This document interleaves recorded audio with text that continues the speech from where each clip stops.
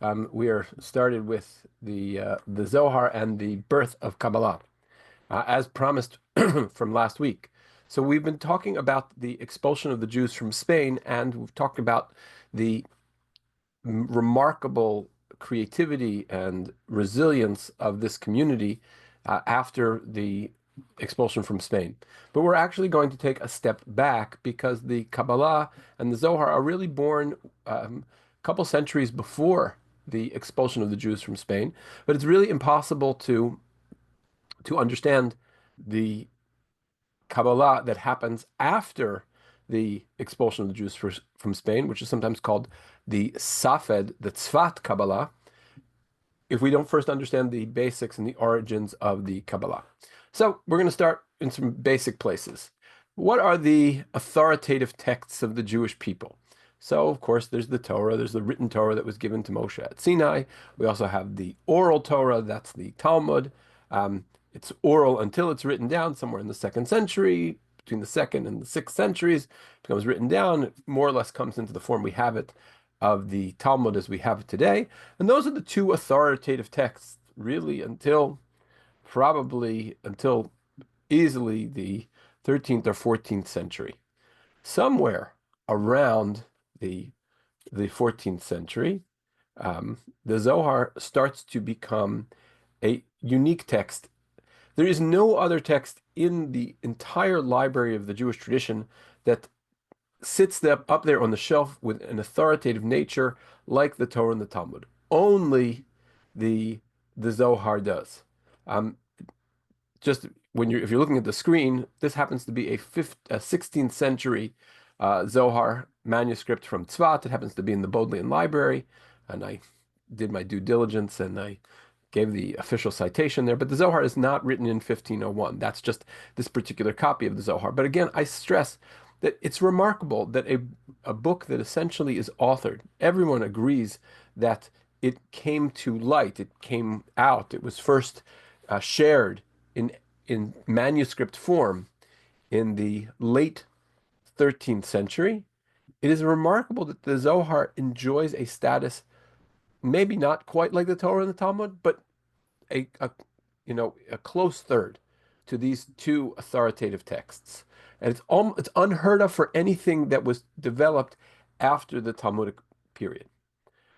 Now, that's just in terms of the text of the Zohar. The Zohar is not the only text of the Kabbalah. And let's just talk for a minute about different kinds of Kabbalah. The earliest kind of Kabbalah was known as Merkava Kabbalah or Chariot Kabbalah. Sometimes it's also called Hechalot Kabbalah. All of this surrounds the idea uh, of Yechezkel's vision of the chariot. The prophet Yechezkel, who lives in Babylon, he grows up in Jerusalem, but then is exiled to Babylonia, and his prophecies are on the Kebar Canal, the Kebar River in Babylon, as the temple is being destroyed. And his visions are visions of the Shekhinah, God's presence, symbolized by this chariot or described in some way by this chariot, leaving the temple. And it is in the wake of the destruction of the earthly temple, of this enormous tragedy, that essentially Yechezkel is going to say, look, it is true the earthly temple is destroyed, but there is a heavenly equivalent. There is going to be a temple, an idea of the temple, a mystical temple that is up there in the world, or that is up there in the heavens, and that can never be destroyed. And so he gives a vision of that. The mystics will then come and take that idea and repackage it. And we're going to we'll take a moment to look at that. But first, before we get to the other to the specifics of the Hechalot, the other type of Kabbalah is Sefirot Kabbalah. That's going to be the kind of Kabbalah that comes out of Spain. That is the kind of Kabbalah that is going to come out or that is ultimately going to produce the Zohar.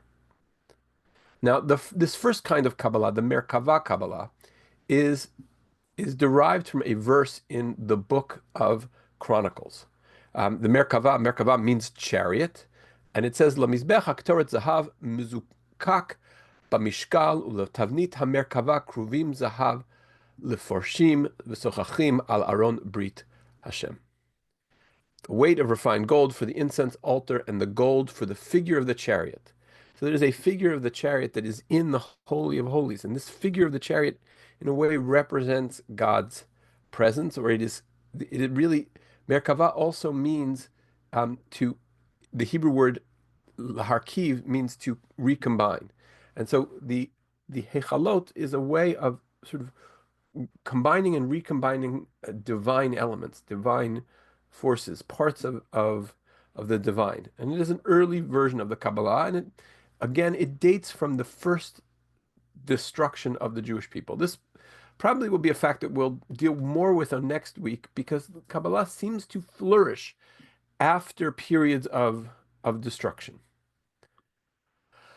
But then we get to Sfirot Kabbalah. And by the way, these images that you're seeing are coming from various, what are called ilanot.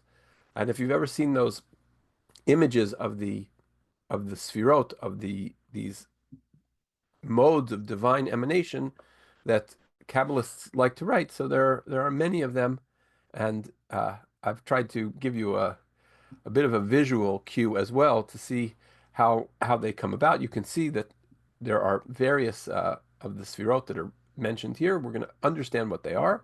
One is Gedula, greatness; Gvura is might; Tiferet is splendor; Netzach is eternity; Hod is joy, etc.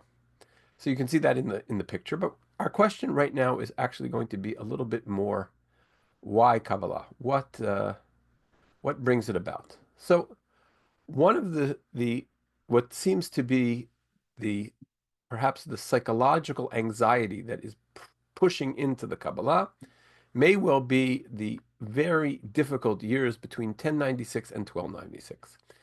In 1096, the Pope Urban II declares a holy war against the infidel. Now that infidel, he declares this in Cologne, and the infidel is sitting in Jerusalem. And the infidel at that point was the Muslims, not the Jews. And the Crusaders say, well, why do we have to wait till we get to Israel to fight the infidel? We have infidels in our backyard. Those are the Jews. And interestingly, neither the government nor the church sanctioned the violence. These were mobs. These were sort of ragtag, impromptu armies. And in the Rhine Valley in particular, but throughout in many places in France and Germany, they absolutely exterminated Jewish communities and forced maybe just as many people to forcible conversion. In addition to the forcible conversion and additional to the Crusades, we also had blood libels in France in the 12th century.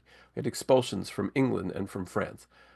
All sorts of very violent experiences that the Jews suffered, and there was no one to complain to. There was no court, there was no other place.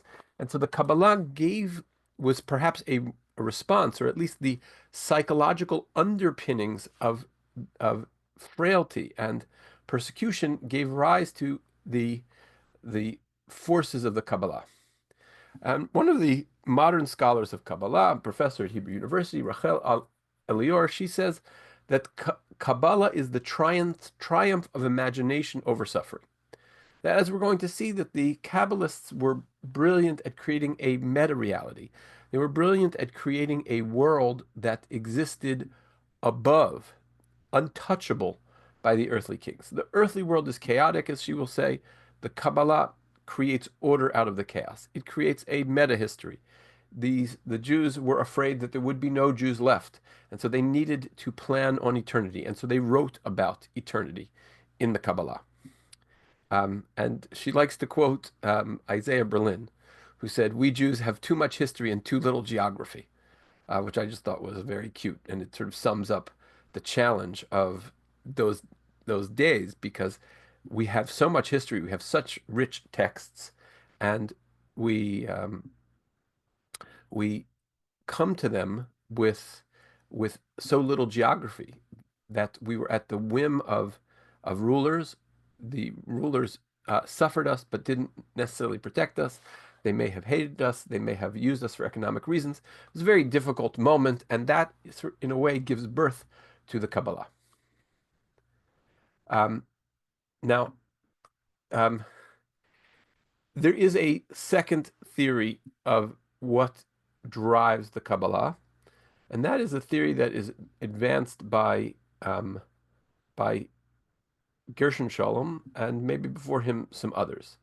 Um, and they are very concerned about the way in which people are acting. Specifically, this is from the Sefer Harimon, which is another book which was written by the author of the Zohar, Rabbi Moshe de Leon. And in it, it's a very long passage. I just quoted sections of it here for you. But he basically he's complaining about the way in which people who are very influenced by Rambam and and the philosophical tradition of Rambam, that they make light of the commandments. And you see, he says, the words of the rabbi are a lie in their arrogant mind, and they are alone with each other, mocking. It should be when they are alone with each other, joking, mocking, playing with the words of the Greeks and their helpers. Right? That would be Aristotle and other philosophers, although they only had them in Arabic. But that's neither here nor there. The point is that they're very influenced by philosophy, and they that causes them to see the various mitzvot as lesser. And they see the servants of God circling with the lulavs around the Sabbath and the ark, and they are mocking and mocking them. And I say that they are fools, devoid of religion, and they have neither lulav nor etrog. So here's Moshe de Leon. He sees the wealthy philosophical class abandoning Torah, abandoning their their Judaism, and using the philosophers to do that. And he is going to essentially embrace Kabbalah as a way to not to undermine, but to create a working theory of Torah that is beyond the or perhaps maybe beyond is the wrong word. It's a working theory of Torah that is going to eclipse the rational. As we'll see later, we'll see this in specific texts. The idea is that let's just take the mitzvah of lulav. So Maimonides might have, can't recall what Maimonides' example is about what the mitzvah of lulav is about, or sukkah is even a better example because sukkah, the Torah says, Ki b'sukkot hoshavti et bnei Israel, because in Sukkot I caused the children of Israel to dwell. And so it's a remembrance of the Sukkot of old. But what the Kabbalah will tell you is that there is a level of understanding of the Sukkah which is even deeper, even truer, even more essential to God in the world than the historical reality of the Jews wandering through the desert. Yes, there was Jews wandering through the desert, but as we'll see, there's going to be an even truer sense. And the Kabbalah is going to try to pull back the screens. It's going to try and unveil as far as it can, knowing full well that there is an infinite point past which it cannot even give you any insight. But the idea is, you philosophers, you think you understand these mitzvot, you only understand the most exterior place of the mitzvot.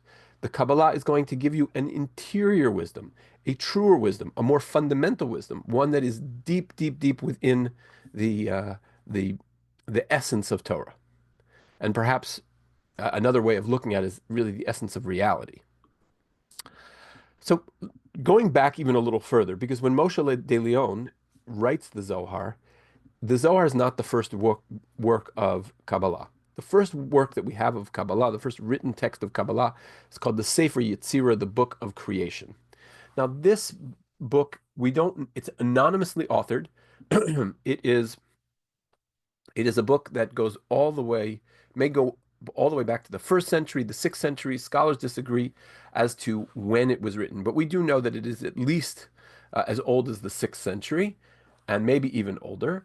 I believe that this is the book about which the legend of the golem is built. The Sefer Yetzirah is the book of creation, so it was the Maharal of Prague was able to look into the Sefer Yetzirah, the book of creation, and figure out how to create a golem.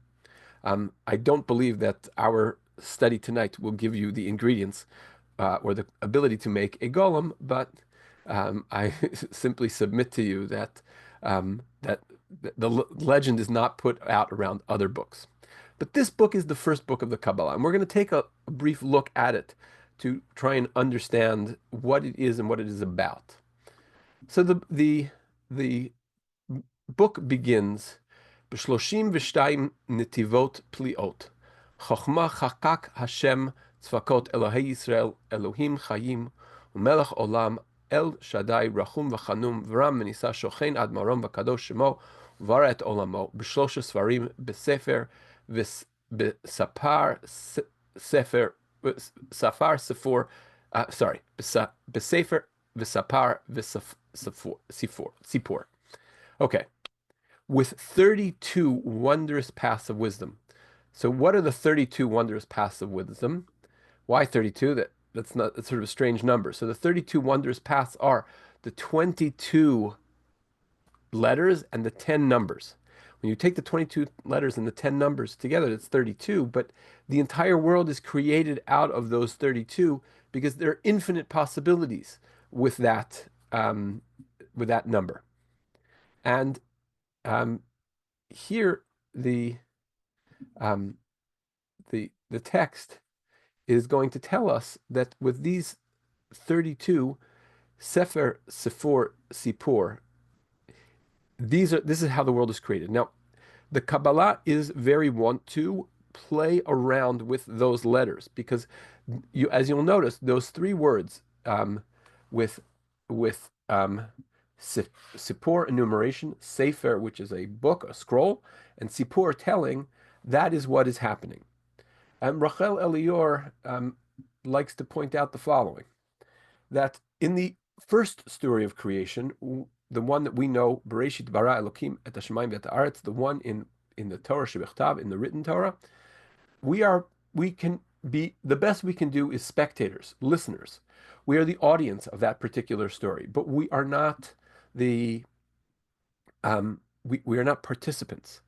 But in terms of letters and retelling and enumeration, there we have a role to play. There we can be partners with God in the creation of further Torah. We can be partners in God with the creation of the story. We can be partners in the creation of a new reality. And that is, the Kabbalah will largely be interested in taking the words of the Torah, perhaps linguistic concepts, and using them as a basis in which to understand combinations, permutations, reinterpretations, as Rachel Elior likes to say, to count, account, and recount. We have that ability to use the gift of language as a creative device. And so Sefer Yetzirah begins with the celebration of language in that sense. Here's where we get to, right there in the beginning of Sefer Yetzirah, we get the 10 Sfirot. 10 Sfirot without what their end is attached to their beginning, and their beginning to their end. Like how a flame tongue is bound to the coal. For God is one and has no second. Before one, what do you count? So this deals with a very deep problem. The words Bereshit bara Elokim already presuppose a listener. It presupposes a language. It begins, in a way, it tries to begin the beginning with, if you will, an already formed world. This is something that the Talmud itself is a little bit wary about. The Mishnah in Chagiga doesn't like the fact that that people might explore this. And so here the Sefer HaYetzirah is trying to give some color to that, or at least push back on before Bereshit. And here we understand that this is Lifnei Echad, this is before the oneness of God. Now, it doesn't mean God was more than one. It just means that there was a point at which there was one only exists in the presence of two. When was there two such that God could be one? And so there was a moment if you will, a time, or at least a point before all of that. And the Sefer Yetzirah deals with essentially this sense of contradiction. And here, the 10 Sfirot are the those are those sfirot of the of emanation. The sfirot, though, you know, when we when you hear sphere in English, you hear circle, right? Three-dimensional circle. And I always thought, okay, that's what that was. The sfirot must be circles. Sfirot are countings, right? So we just learned that Sefer Sipor, um, Sefer Sifor V'Sipor, right? We learned those three words in permutation. Well, now we're getting the sfirot are a version of that permutation, and their end is attached to their beginning. It's a contradiction. Things go in and out cyclically through them. They're interrelated. They are the places where God and the Ein Sof, the the infinite of God becomes mediated before it comes to the world of reality. These are all, by the way, mind-bending concepts. If you're trying to kind of get to a concrete place where you say, okay, that really totally makes sense to me, then but it's you're having trouble getting there, I don't blame you at all, because these are very, very difficult concepts that have a um, that are designed to, well, they're trying to resolve things which are internally contradictory, but instead of saying the contradiction is something we cannot abide, it is saying it's a contradiction that we can embrace. 10 are the numbers of the ineffable Sfirot, and 10, not 9, 10, and not 11. Understand with wisdom and be wise with understanding, examine them and glean them, render the matter to one's creator, and return the maker to the maker's sight. So this again deals with the idea that these sfirot are mediated by God. They're ways in which God transcends into the world, but there is a return to God as well. Okay. Now, as I said, right in the straight pshat read of Sefer Bereshit, Hashem is the only creator. We are the audience only. But in the Sefer Yetzirah, we are also creators. We can count, recount, and account for. We use letters and numbers through which wisdom becomes unlimited. And here's just another one of those ilanot. You get a better picture of it. That actually up here at the top is, I couldn't fit it all into the window. All up here at the top is the Ein Sof, and there's various Kabbalistic texts that gets written into this. This one happens to be from, um, I think, 16th century Italy. It was actually produced possibly for someone outside of the Jewish faith. And so these sfirot have they are a very powerful idea. Just to give you one concept, which we're probably not going to be able to finish tonight, but we're going to need to explore. In the in the Chumash, God always speaks with a masculine voice. The voice of God is always masculine. In Hebrew, you have to choose a gender case in the language, and the gender case for God is always male. However, Rabbi Akiva understands the book of Shir Hashirim as a metaphor for God and the Jewish people. Knesset Yisrael, the entirety of Israel, is considered synonymous with the Shekhinah, or at least interrelated with the Shekhinah. The Shekhinah, God's presence, is female, and now all of a sudden we have a male and a female aspect of God. Every time that you might say for various mitzvot, Sfirat HaOmer, the counting of the Omer, is one of the famous ones, where it says, L'shem yichud kudsha brichu ushchinte, for the sake of reunifying kudsha brichu, the Holy One, blessed be He, and His Shekhinah. This is the separation of God into the male and the female. It's not that God is two. It is that the manifestation of God in various aspects of this world is separated, can be seen distinctly, and reunited. To give you a bit of a sense of what that means, that contradiction means, in ways that might be just a little bit more rational to you, I try to think of a metaphor, and it is the it is the wave particle metaphor for a photon of light. I don't know if your physics classes had this, but mine always did. That there was that little wheel with a reflective mirror on it, and when you shine the light on the particular side, it begins to spin because the light is acting like a particle there, and it's pushing the wheel.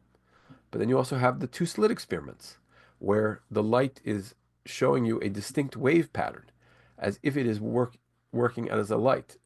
There are obviously countless of these dualities of wave particle dualities, but the idea is a wave, is it a particle? It's really both. Is God male and female? Well, there are elements, and we can see them separated out in different ways. It does not challenge the unity of God. It's going to see the true unity of God is going to exist in this infinite space. This the Zohar has the best description. We'll wait till we get there to see it, but it is this infinite place, which is the Ein Sof. And then the emanations that come out after the Ein Sof are going to have more variability because that is how it the the divine light will cascade out through these various sfirot and interact with them in different ways. But let's ground ourselves a little more. We've been doing some quite theoretical Kabbalah. The Zohar, this book that we're talking about, was written, or at least presented by Moshe de Leon. I shouldn't say written by, this is an issue of controversy, which we're going to talk about a little bit. The Zohar came to light in the year 1280 at the hands of Moshe de Leon, and this is a statue of him in Guadalajara, Spain. He died in 1305. But he was not the only member of his Kabbalistic circle. There's Todros ben Abulafia. There are others who were part of his circle who may have contributed to the Zohar's authorship. There's a lot of debate about who wrote the Zohar. We'll get into that a little bit more. Where does the name Zohar come from? It comes from this verse in Daniel, Hamazkilim yazhiru kezohar hakira. The wise will shine like the brightness of the firmament. Matzdike harabim kechochvim leolam vaed. And those who bring righteousness to the masses will shine like stars forever. The Zohar sees its central idea as the Zohar, the shining of this light. And the shining of this light in the Zohar is connected to the idea of a river. So here, V'amaskilim yazir kezohar hakiyah matzdike harabim kochavim leolam. And they who are wise shall shine like the brightness of the firmament, and those who turn many to the righteousness like the stars forever and ever. And they who are wise alludes to the souls of the righteous. The brightness of the firmament to the illumination of the upper three sfirot, which are received when combined with the attribute of mercy, the atmosphere of brightness that is most concealed of all things, merge with this point and shone into it. Now here, the words in Hebrew, v'anhir b'hai nekuda, to shine with the illumination. So nehur is also, for the authors of the Zohar, is the word nahar. The nahar yotze me Eden. The river will go out of Gan Eden. So the river that is going out of Gan Eden is really, in Aramaic, Nehura means light. So the Nahar Nun He Resh of the river of the Garden of Eden is Nehura, is the light. And this light is also the souls of the righteous. The Zohar is going to be very, very fascinated with the souls of the righteous. Rabbi Shimon and his friends and the tzaddikim throughout the generations, their souls are sort of an eternal part of God, and they are part of the mystical teaching, and so they go up and down, and they produce this light and teaching that comes to manifest throughout the Zohar. Okay, so it just following the same idea of the river. Tachazi kamen nahorat inun mishnayin da minda. Come and see how many rivers there are, different from one another. There is a river called the river of light, which is called the river of Torah. As it says, Torah is the source of life. So here we have the Zohar, the shining, which is the river, the Nehura, which is Torah, that this is going to come to show us how Torah came to be, or how Torah shines forth. I'm just going to we're going to put a pin in this because we're going to see how Torah shines forth, and it's really quite shocking as you will see that Torah is going to mean something beyond what you may have previously thought Torah means. Now, to the authorship question, the the great Jewish historian Heinrich Gretz thought this book was entirely put together at the pen of Moshe de Leon. Gretz's critics, especially his academic critics, say it's it would be hard to believe that Moshe de Leon could be so creative and so prolific as to create a work like this all his own. So as much as you want to be Gretz against Moshe de Leon and say it was a forgery, and we're going to talk about that word because that's a modern pejorative projected at the Zohar. I think there's a better way to understand it, even if Moshe de Leon did write the whole thing. But Gretz is going to be of the school. Moshe de Leon wrote the entire book. Many others, Rav Kook, the Vilna Gaon, and as we'll see in a moment, Rav Yaakov Emden, they say that there are many hands that were involved in the Zohar, and perhaps most of them were influenced by Rabbi Yaakov Emden. Rabbi Yaakov Emden he's the son of the chief rabbi of Hamburg Altona, and his father had experienced some very, very dark moments with the post-Sabbatean world. And they had also lived in Greece and in Hungary and I think Holland and Germany. And so Yaakov Emden and his family, they were all exceedingly good linguists. And Yaakov Emden does a source critical analysis of the Zohar. It's called Mitpachat Sfarim. And in the Mitpachat Sfarim, the Rabbi Yaakov Emden says, "She'ilu chibur sefer hazohar atzmo kol ikar lo chibru Rabbi Shimon Bar Yochai Hatana." That if the Zohar is one single unit, is one single creation, it is not the work of Rabbi Shimon Bar Yochai. I would say that most of the much of there are many great rabbinic scholars, as I said, including Rav Kook, the Ben Ish Chai, the Bnei Yisachar, others who see that the Zohar is something that has its core from earlier Kabbalah that has been passed down, but that there is significant hand of Moshe de Leon and perhaps also his friends towards the creation of the Zohar. The Zohar also has different books. There's the Tikkunei Zohar, there's the Raya Mehemna, the Faithful Shepherd. There are different parts of the Zohar, and so the Zohar does not have to be all one thing. Now, why would it be penned in the name of Rabbi Shimon Bar Yochai? So the reason it's penned in the name of Rabbi Shimon Bar Yochai, according to Gershon Shalom, and Gershon Shalom is maybe one of the great historians of Kabbalah, if not the greatest historian of the Kabbalah. And he says the masquerade served as a welcome means of letting the chance name of an author who found himself in possession of secret wisdom disappear behind his material. That there's a certain humility in it. That Moshe de Leon doesn't want you to be looking at the Zohar as if it's written by Moshe de Leon. He wants you to be experiencing the Zohar as if it is being written by a much earlier source, that it is coming from a more organic place, that you can engage the Zohar without having to deal with a particular personality. In fact, in a way, he's trying to do what we're not doing. We're trying to give you historical context for the Zohar, and he's saying, I don't want you to have historical context for the Zohar. Of course, it's a little bit impossible to do that. Shimon Bar Yochai is not a neutral figure.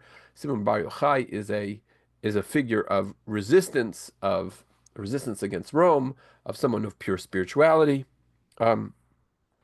of someone who goes into the cave and gets secret wisdom.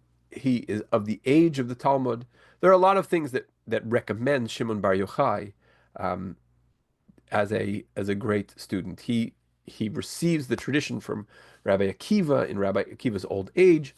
There's many virtues that Shimon Bar Yochai has. Rachel Elior seems to take the following analysis. She takes it maybe too far. I can't imagine any Kabbalist would say it the way she actually says it, but I'll tell you the way she says it, and then I'll try and give you the interpretation I would give if I were um, perhaps more Kabbalistically inclined, the way I imagine you could get away with saying it in a Kabbalistic yeshiva. Her argument is it's like role playing, that the rabbis in the Zohar, Rabbi Moshe de Leon and his Chabura, they are role playing and they are being creative and they are imagining what it would be like to occupy the role of Shimon Bar Yochai, his son Rabbi Eliezer, etc. I would say that there is a there is a long tradition in Jewish scholarship which might be called bechinot, the aspect of. There are different ways to approach a text, and you might approach a text with a different set of critical lenses.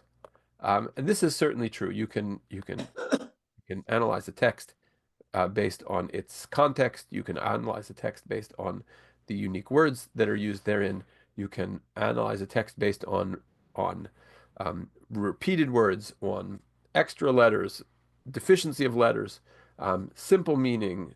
They're all its relationship to other allusions to the similar concepts and words throughout the rest of Tanakh. There are a lot of ways that are reasonable interpretations, which exist simultaneously in the same words, but are themselves different analytical tools.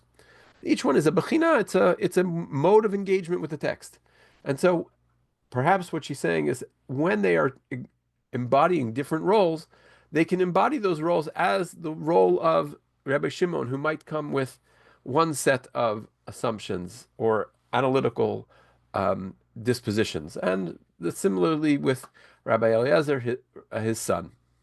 And so it becomes a very interpretive and um, even speculative process because people are the rabbis themselves are trying to understand things as they would be understood from different positions. And it is, by the way, not entirely dissimilar from what the standard yeshivot might do when they say, okay, well, how do I read this piece of Talmud according to Rashi? How do I read this piece of Talmud according to Maimonides? But here, I think it's more striking because often they are dealing with elements of pure theology, and sometimes it's called theosophy, which means theological philosophy, and the concepts are quite weighty, and sometimes the analytical techniques or the way in which they embody these various rabbis may not be quite as purely rational as trying to understand a Talmudic text according to the logical rules of Rashi or Rambam. Um, okay, both of them feel that mysticism is speculative internal an interpretive process. And one quote which really sort of oh, I probably should put this in the play mode, that really says this is Rabbi Yitzchak Luria Ashkenazi, known as the Ari. He says the Torah was given to 600,000 souls with 600,000 interpretations. And this is the grave of the Ari, but basically the idea is that all of these interpretations exist in potentia. Now, let's start at the beginning of the Zohar. So, with the beginning of the manifestation of the king's will, that is, when the king desired to emanate and create the world, a hard spark made an engraving upon a supernal light. This hard spark, which emanated from the most concealed of all concealed things, from the secret of the endless light, took a shapeless form. Spark was then inserted into the center of a circle that was neither white nor black nor red nor green nor any color at all. When it began its measurements, it created colors that shone into the empty space and the engraving. From within the spark, this hard spark, a fountain spouted, from which the shades down below received their colors. So here we find that at the very beginning we get a sense of the infinite, right? When with the beginning of the manifestation of the king's will, that is, when the king desired to emanate and create the world, a hard spark made engraving upon the supernal light. And this hard spark, which emanated from the most concealed of all concealed things, from the secret of the endless light, took shapeless form, right? So the endless light becomes the Ein Sof. And just this, you can see that this paragraph is just simply, it's full of symbolism. It's full of words that refer to something, and it's hard to figure out what they refer to. So um, the um,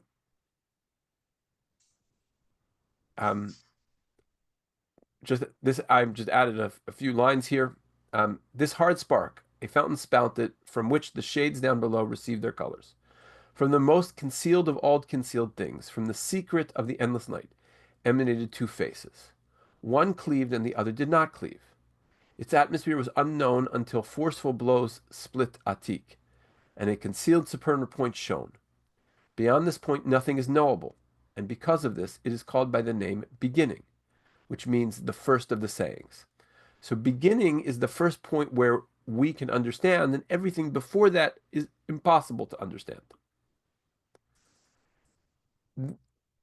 So how do you understand the Zohar?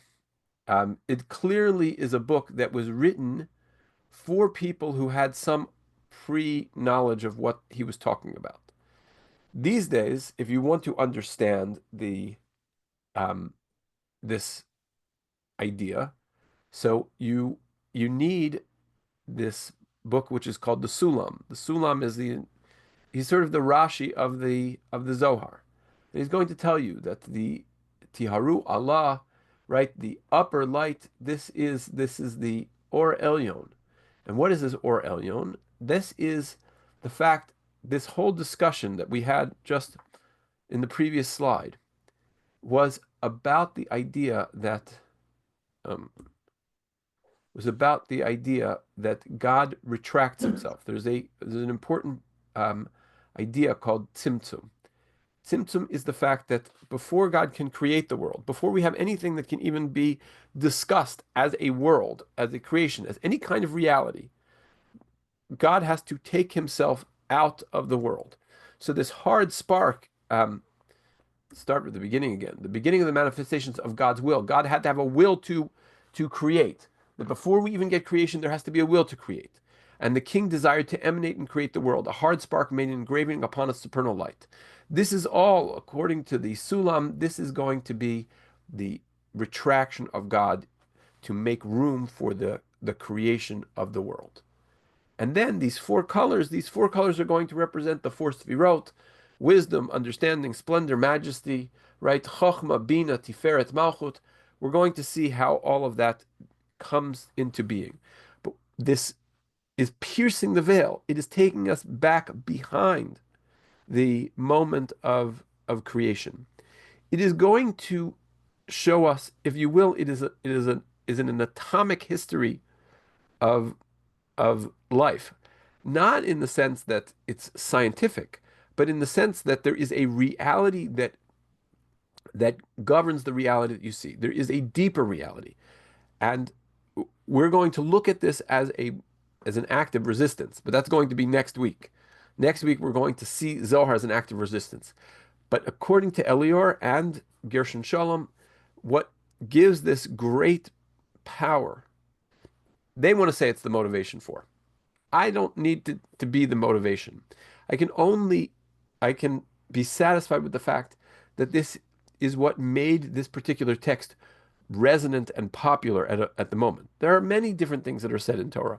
Some things get embraced more than others. Why was this embraced? I think this becomes embraced because with the vicissitudes and the cruelties of all of these kings, being able to push back on the chaos of your life and see that there is an order, there is an eternal order that goes further back, that underlies everything, that gives explanation to your suffering.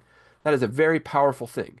But it starts with the idea that that the Torah that you see, the Jewish people that you see, In the world you see, the table that you see in front of you, these are all layers of reality which are the cellophane, if you will, around the true essence of what's happening. And the true essence of what's happening becomes God's existence. But God's existence is so pervasive that it has no room for anything else. And it can't be described. We are at pains to describe it because we simply can't get to that reality because that reality is infinite and it is so infinite that it squeezes out all else. Only when God retracts himself and then begins to mediate through these sfirot, then can we get to this word Bereshit at the very beginning. Um, so Rabbi Shimon said, "Woe to the person who says that his this Torah has come to the present as an ordinary story and ordinary words. For if this were so, even in this time, we would be able to make a Torah of ordinary words, one better than any other of them. The Torah comes merely to present ordinary words, then there are even greater words among the nobles of the world. If so, let us seek those words and make a Torah of them. So if the Torah is just a collection of words, so there could be better collections of words, right? But here, the idea is that each word is going to contain enormous volumes of information. Each one of these letters has volumes of information. Each one of these words can be separately interpreted. However, all the words of the Torah are sublime and supernal secrets. Every single word, right? Rabbi Akiva haya dorosh et kol ha'etin shebatorah. Rabbi Akiva interpreted every time it said the word et in the Torah. It's a preposition. He interpreted every single preposition in the Torah. That it's a remarkable feat. But to Rabbi Shimon, that's not even a. Of course, he can do that because not just every word, every letter contains sublime and supernal secrets. But here's where it's going to get extra interesting. Therefore, the story of the Torah constitutes its garment. He who thinks that the garment is actually the Torah and not something else, let his spirit deflate and let him have no portion in the world to come. Those are strong words. What that means is if you think that the purpose of the Torah, the real Torah, is, Moshe goes and sees a burning bush, that Tzipporah circumcises her children, that Adam eats a fruit from a tree. You're just mistaken. You're letting the story cloud that out. The story is a garment. There is a debate amongst different Kabbalists in which sphere, in which stage does the is the Torah created? Is it created in the Ein Sof? Does the Torah exist in the Ein Sof, in the infinite of God? Does the Torah exist in the Atzilut, in the first stages of manifestation? Right? But the Torah that you have that tells you about, you know, um, about taking well, that Yaakov wrestled with an angel. That's not this week's parsha. That Avram buried Sarah. That's not the real Torah. That it's not that it's fake Torah, but the real kernel, internal Torah is far more profound than that.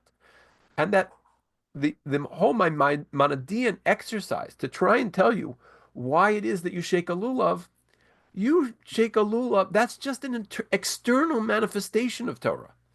The internal manifestation, the internal essence of Torah belongs to a world which is not physical. The lulav is just a garment of the Torah. It is an exterior expression of the Torah. It is what the Torah needs in this physical world. It is not to say you shouldn't shake your lulav. It is not to say to make light of the lulav. It's just to simply say that that is how the Torah is expressed when it's in a physical world that has lulavim, that has palm branches in it, that needs rain. But if I were to go back to an earlier world, if I were to go back to a more primary place where the where the spiritual forces commingled and assembled, then I would have a different perception. Which is why, by the way, for example, Chabad Hasidim are they split their day between Talmud Halacha on the one hand and Kabbalah on the other, because they would say, why would you spend all of your time on the dressing of the Torah? You need to spend some time on the internality of the Torah. It was connection with this, what David said, open my eyes that I behold wondrous things of your Torah. So this is the Gal einai va'abita niflaot mitoratecha, that there is a Torah within the Torah. That is how the Baalei Kabbalah read it, that there's a Torah in the Torah, and that it is that spirituality. Now this makes a lot of sense, especially when you understand the other works of Moshe de Leon, his Pardos Rimonim, which we referred to earlier, when he said, "Oh, wait a minute, you have all of um, these Maimonidean followers. They're very philosophical, and they don't shake lulavs, and they make fun of the people who are circling the bima, and he has worse things to say about them in terms of other mitzvot that they abandon. But here, what he's saying is, don't listen to those philosophers like Maimonides. You need to listen to the the the more significantly internal parts of the Torah, the parts of the Torah that are the core spirituality. If you understood that the world was created with various spiritual forces that require you to to express them and interact with them through a lulav, you would have a whole different conceptualization. Um, and again, Rachel Elior likes to say that Kabbalah is the triumph of imagination over suffering. And um, the again, I guess my slides are out of order. Just um, let you know. So it was Jelinek. I just thought he's a sort of a reform rabbi in Vienna, in Leopoldstadt. I just get a kick out of how the guy is dressed. Um, but he was also a great scholar, and he's the one who found this Pardes Rimonim um, of of Moshe de Leon, and um, he shows us that they look upon the commandments as mere customs or hygienic measures, fearing that the health of the body is therapeutic to the soul. The commandment becomes a subject for philosophic speculation and philosophy itself, a rationalization of their indulgences in sensual pleasure. Hence, they are ever in pursuit of iniquity. They are quick to shed blood and eager to fornicate and ready to violate all the precepts of the Torah.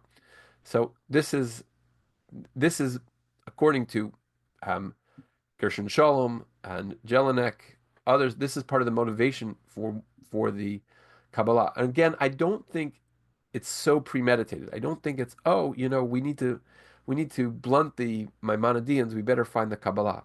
It was perhaps less conscious than that. It was just a recognition that Maimonides, and if you read the Moreh Nevuchim, if you read the Guide to the Perplexed, it's really not that satisfying. I sometimes feel more perplexed after it than before it. The Kabbalah is quite powerful in that it maintains some of the contradiction. It does not try and erase some of the contradiction. It simply says it belongs to a spiritual force that's more powerful and that's harder to understand. Um,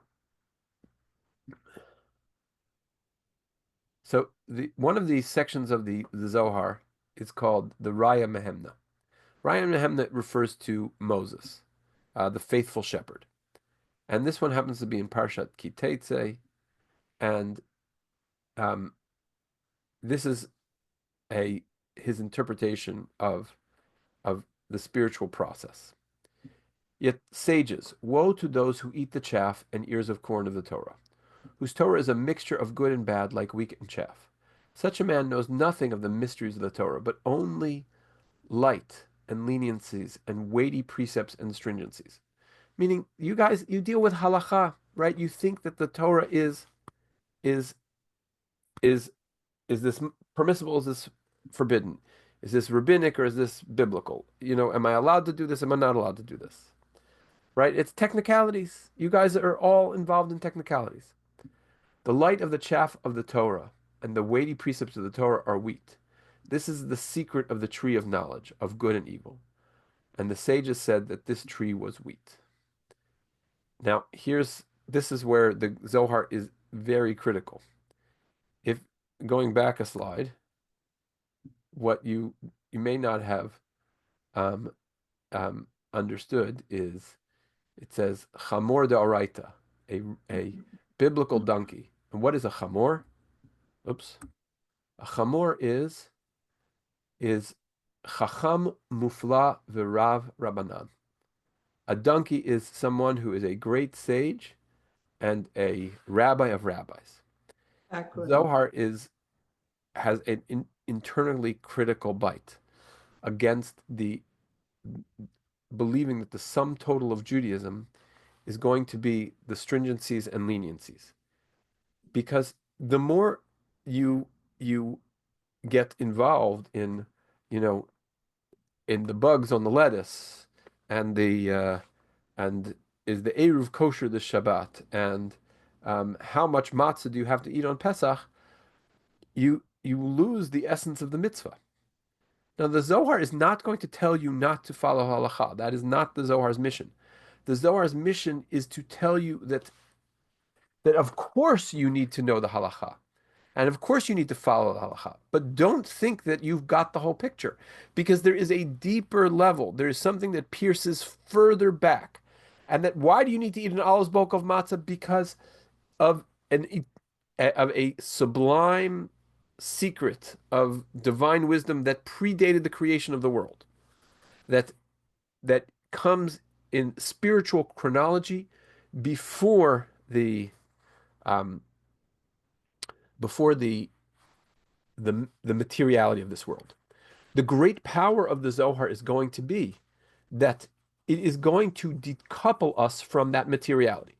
We are going, the scholars of the Zohar, the scholars in the Zohar, the scholars of the Zohar, Moshe de Leon, and all the Kabbalists before and after him are dealing in a space that transcends our physical world, which is going to be a very powerful place to sit when you are experiencing the the um, the near annihilation of your people, the tremendous torture of the Jews over the course of centuries.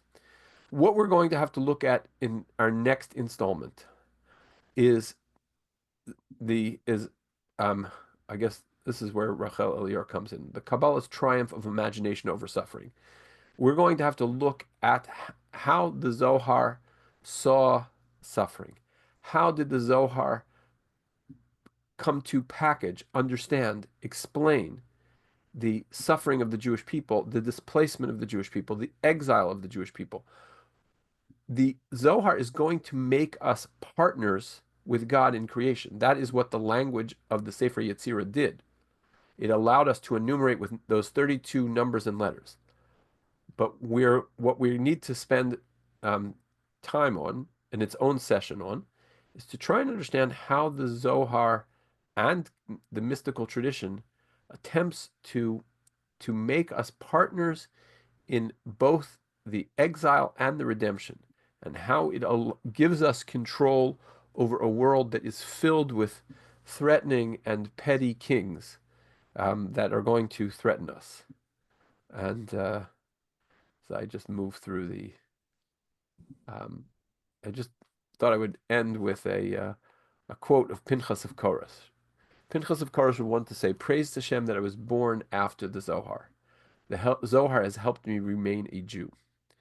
We may wonder who wrote the Zohar. We may have a reasonable cynicism because many other rabbis did about who wrote the Zohar. Was it really Shimon Bar Yochai? Does it really represent the oldest wisdom of the Torah? But I think we cannot underestimate how profoundly this work has influenced the Jewish life.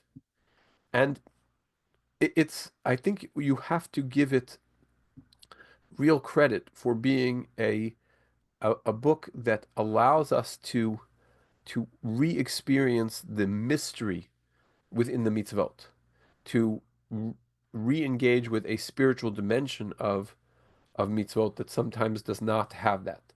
Um, Rachel Elior, by the way, had a very nice definition of spirituality. I have found that word to be a very challenging word. To me, it's a very Western word, which doesn't really describe Jewish experience. But she has a definition which at least allows me to tolerate it.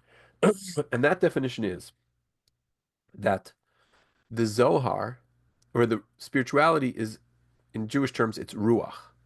Ruach Elokim merachefet al pnei tahom. The second line of Breshit is the Spirit of God hovered above the abyss. Ruach is that which we cannot see. Spirituality is the engagement of that which is not perceived by the senses. And so our ability to transcend the concrete is what the spirituality is, and this perhaps is one of the principal ideas of the Zohar, that there is a reality beyond that which you are directly sensing. And I think I can't speak for Pinchas of Koretz, just simply say that the Zohar gave him the tools to see the world and Torah anew, and without that, he may have felt that he was um, uh, he was deficient, and he would have maybe turned in the wrong direction. I just should also say that that image of Pinchas of Koretz is not an image of Pinchas of Koretz. It is what Microsoft Copilot sketched for me when I asked it to um, produce a sketch of Pinchas of Koretz studying Torah at his dining room table. Full disclosure on that. So that's, again, imagination. Unfortunately, it's a computer's imagination. So with that dark thought, I'll return to the light of Pinchas of Koretz, that the Zohar has helped him remain a Jew. So with that, I'm going to